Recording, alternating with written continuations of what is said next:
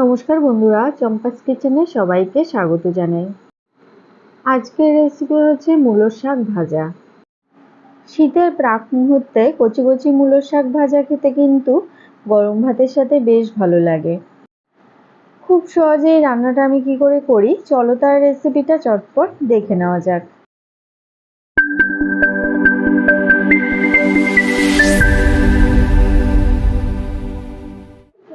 তো সবার প্রথমে গ্যাস জ্বালিয়ে একটা কড়াই গরমে বসাচ্ছি। গরম কড়াইতে এবারে দিচ্ছি 1 টেবিল স্পুন সর্ষের তেল। তেলটাকে একদম ধোঁয়া ওঠা অবধি গরম করে নেব।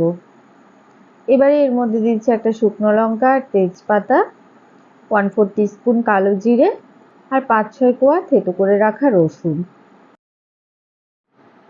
লো ফ্লেমে 5-6 সেকেন্ড নাড়াচাড়া করে রসুনগুলোকে ভেজে নিচ্ছি। রসুনের দেখো কালার চেঞ্জ হয়ে গেছে আর খুব সুন্দর একটা গন্ধ বেরিয়েছে। আগে থেকে ভালো করে ধুয়ে ঝিরিঝিরি করে কেটে রাখা মূলোর শাক এবারে দিয়ে দিলাম। গ্যাসের আঁচটা হাইতে করে 30 থেকে 40 সেকেন্ড এইভাবেই শাকগুলোকে নাড়াচাড়া করে নেব।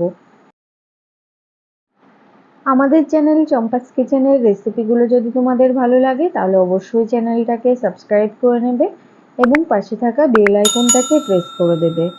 এতে করে যখনই আমি নতুন ভিডিও আপলোড করব সাথে সাথে নোটিফিকেশন তোমাদের কাছে পৌঁছে যাবে।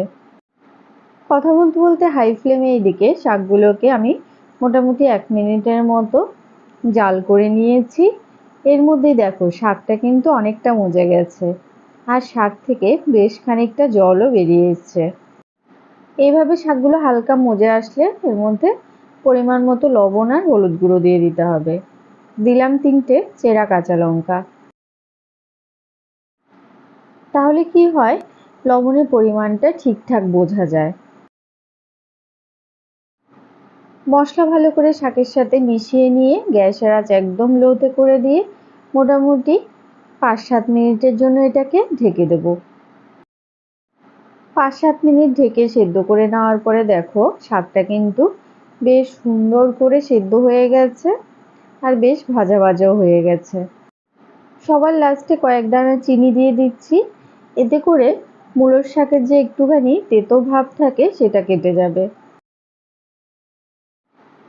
তো বন্ধুরা, আজকের রেসিপিটা তোমাদের কেমন লাগলো অবশ্যই কমেন্ট করে জানাবে। ভালো লাগলে লাইক করবে আর তোমার বন্ধুদের সাথে ভিডিওটাকে শেয়ার করতে কিন্তু একদম ভুলবে না। আরও 1-2 মিনিটের মতো শাকটাকে নাড়াচাড়া করে নিয়েছি। এটা কিন্তু এখন গরম ভাতের সাথে পরিবেশন করার জন্য একদম রেডি। এতক্ষণ আমার পাশে থেকে ভিডিওটা দেখার জন্য অনেক অনেক ধন্যবাদ। ভালো থাকবে, সুস্থ থাকবে। পরের ভিডিওতে আবার দেখা হবে। বাই।